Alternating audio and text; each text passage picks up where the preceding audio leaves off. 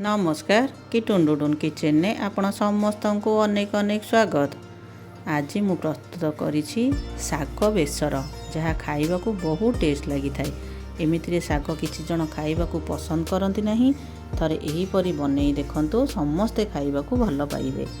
एही साग बेसर बनैबा पई मु नै जाइछि किछि कोसळा साग एवं ता सहित किछि परिबा भितरे मु नैछि किछि कखारु बाइगण एवं जह्नी यही सबू परिबा एवं साग को एबे भल भाबरे धोई एहाकू एहीपरी छोट छोट करी काटी नेइछि। परिबा सबू एहीपरी छोट छोट करी काटी नेइछि एवं साग को मध्य भल भाबरे धोई एहीपरी काटी नेइछि। एबे आमे एहा पई मसला प्रस्तुत करिबा। मसला पई मु नेइ जाइछि 2 रु 3 चमच सोरिष, सेथिरे नहीं जाइछि हाफ चामच जीरा एवं 2 रु 3 सुखिला लंका एवं यह सहित मु नेइछि 8 रु 10 कोला रसुण। ए सब को एबे भलो गोटे पेस्ट आमे बनैबा। एबे गोटे करेई को मु गरम करी सेथिरे नहीं जाइछि सोरिष तेल भलो भाबरे गरम हो गले सेथिरे नेइछि 2 रु 3 सुखिला लंका एवं ता सहित किछि पंच फुटण एवं लंका भल भाबरे भाजी हो गले सेथिरे मु नहीं जाइछि काटी रखिथिबा गोटे पियाज को एही परी छोट छोट करी काटी नहीं जाइछि एवं एहा को टिके भाजी देई या सहित मु नहीं जाइछि 8 रु 10 कोला रसुण को मध्य पियाज सहित भल भाबरे भाजी नबा।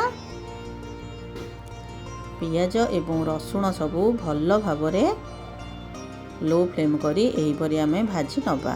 पियाज रसुण भल भाबरे भाजी हो गले सेथिरे काटी रखिथिबा परिबा सबू को देई दबा। परिबा सबू पियाज रसुण तेल सहित भल भाबरे भाजी नेबे। एबे एथिरे मु नेइ जाइछि स्वाद अनुसार लूण एवं किछि हळदी पाउडर। ए सबू को मध्य आमे मिसेई भल भाबरे भाजी नबा एवं एहाकू कभर करि नबा 5 मिनिट पर्यंत जेपरी परिबा उडिक सबू भल भाबरे सिझी जिवो। 5 मिनिट परे कभर काढी देखंतु परिबा सबू भल भाबरे सिझी जाइछि एवं एथिरे आमे एबे जो पेस्ट बनै रखिथिले सोरिषर सेही पेस्ट को एबे आमे एथिरे देई दबा। एठी गैस रो फ्लेम को लो ही रखिबे नले सोरिष पेस्ट सबू कड़ाई रे लागिबार चांसेस अछि। एबे एही मसला एवं परिबा सबू को भल भाबरे मिसेई नबा एवं कभर कर नबा 5 मिनिट पर्यंत। 5 मिनिट परे कभर काढी देखिबे जे मसला भल भाबरे कसी हे जाइछि एवं परिबा मध्य ता सहित भल भाबरे मिसी जाइछि। एबे एथिरे आमे काटी रखिथिबा साग को देई दबा। साग को एबे एथिरे परिबा सहित आमे देई दबा एवं भल भाबरे एहाकू मिसेई नबा। साग परिबा देखंतु सबु भल भाबरे मिसी जाइछि। एबे एहाकू आमे कभर करि नबा भल भाबरे सिझिबा पई।